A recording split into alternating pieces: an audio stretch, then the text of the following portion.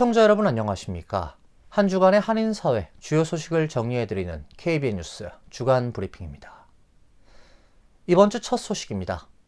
지난 화요일 치러진 뉴욕주 예비선거에서 연방의원에 도전했던 한인 후보들이 아쉽게 패배해 본선행에 실패했습니다.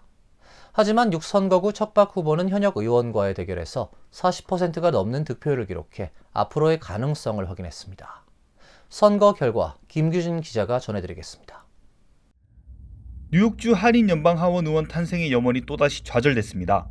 어제 치러진 예비선거에서 척박 후보와 줄리온 후보 모두 아쉽게 패배했습니다. 6선거구에서 현역 그레이스 맹 의원에 도전했던 척박 후보는 득표수 13,674표, 득표율 42.9%를 기록하며 선전을 펼쳤지만 56.8%의 득표율을 기록한 맹 후보에게 졌습니다. 하지만 40%가 넘는 의미 있는 득표율을 기록해 예상 밖의 선전을 펼쳤다는 평가입니다. 7선거구 줄리온 후보 역시 6.3%의 저조한 득표율로 낙선의 고배를 마셨습니다. 반면 27선거구에서 뉴욕주 상원의원에 도전한 그레이스 이 후보는 62.5%의 득표율을 기록해 경쟁 상대였던 유린 니오우 후보를 압도적인 표 차이로 따돌리고 승리했습니다. 27선거구는 민주당 강세 지역으로 이변이 없는 한 본선거 승리가 확실해 뉴욕주 최초의 한인 주 상원의원 탄생이 기대가 됩니다. 뉴욕주 하원 40선거구 롱김 의원은 민주당 단독 후보로 본선거행을 확정했으며 25선거구 공화당 케네스 백 후보 역시 경쟁 후보가 없이 11월 본선거로 직행했습니다. KBN 뉴스 김규준입니다.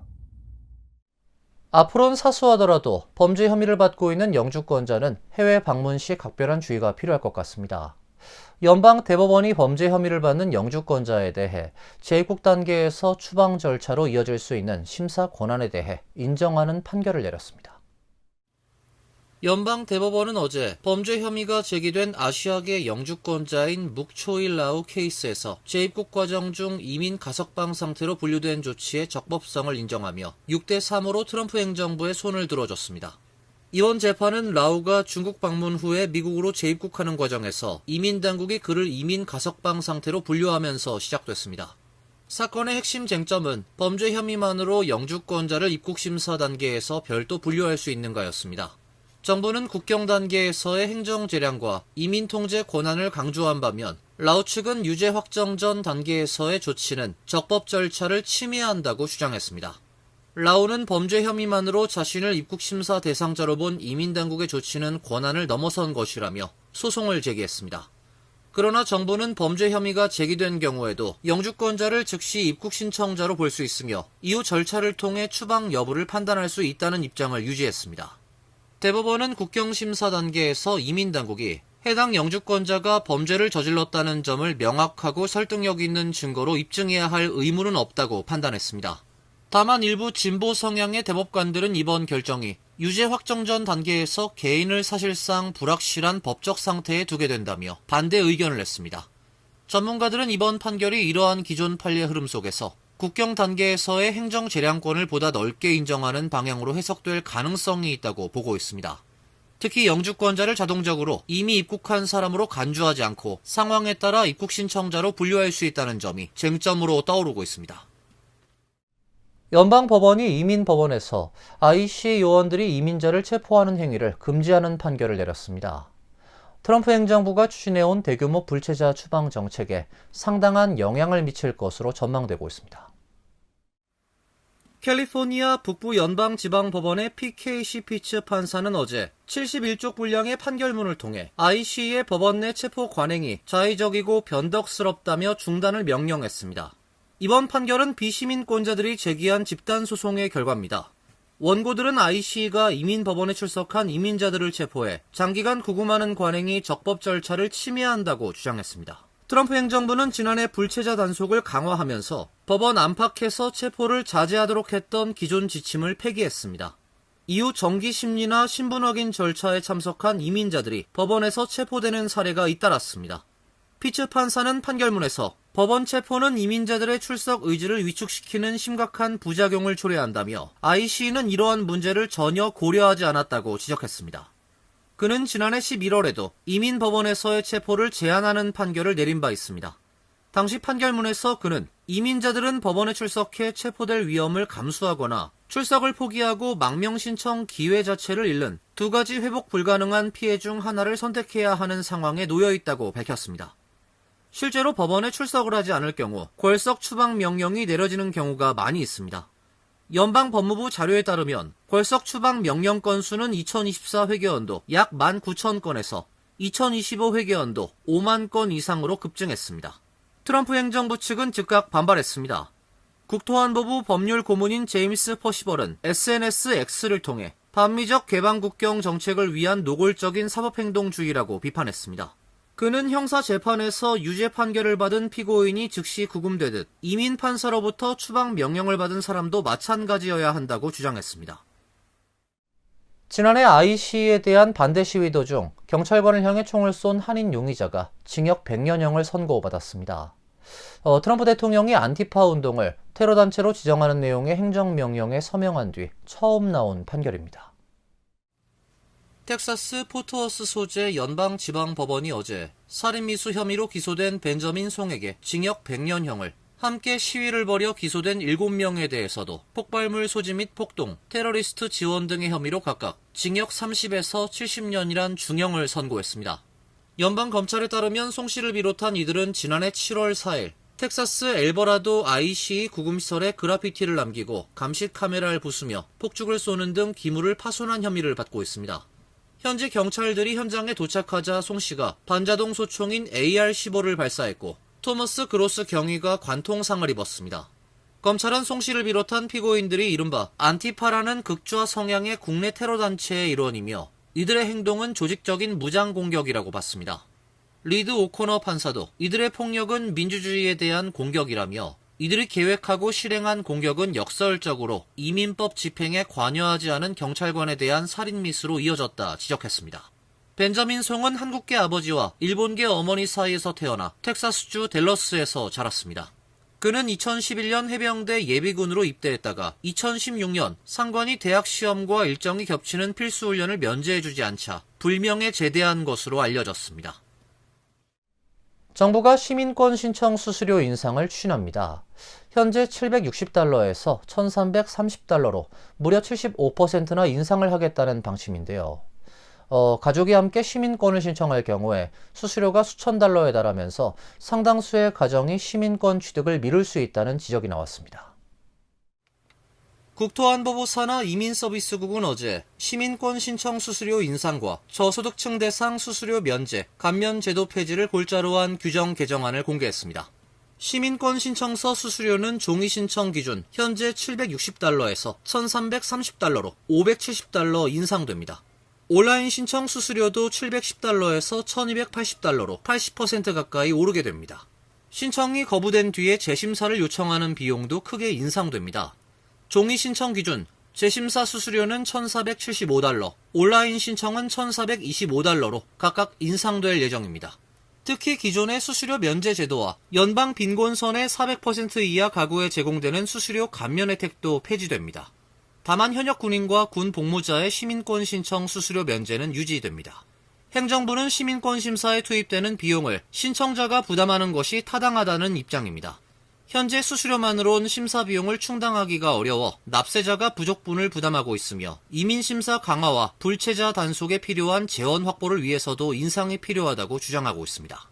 반면 이민단체들은 시민권 취득 문턱이 높아질 수 있다고 반발하고 있습니다. 특히 장기 영주권자와 저소득층의 귀화가 지연되고 시민권 신청 감소로 이어질 수 있다고 지적했습니다. 현재 미국 내 시민권 취득 자격을 갖춘 영주권자는 수백만 명에 이르는 것으로 추산됩니다. 저소득층 영주권자나 가족 단위 신청자의 경우 수천 달러의 비용 부담이 발생해 귀화를 미루거나 포기하는 사례가 늘어날 수 있다는 지적입니다. 이번 개정안은 60일간의 의견 수렴 절차를 거친 뒤에 최종 확정 여부가 결정됩니다. USCIS는 향후 규정 제정 절차를 마무리한 뒤 시행 시기와 최종 수수료를 발표할 예정입니다. 여성 시니어들이 받는 소셜연금이 여전히 남성에 비해 크게 부족한 것으로 나타났습니다. 여성들이 은퇴 후 빈곤에 더욱 취약한 계층이 될 수 있어 제도 개선 필요성이 제기되고 있습니다.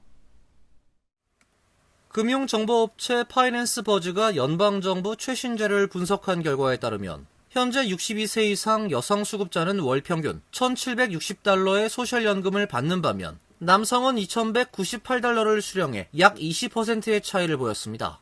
남성이 여성보다 매월 438달러, 연간으로는 5,254달러를 더 받는 셈입니다.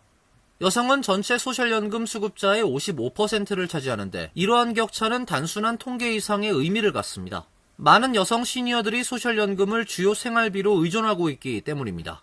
전국 여성법센터에 따르면 2024년 기준 65세 이상 여성의 빈곤율은 16.2%로 전년의 15.0%보다 상승했습니다.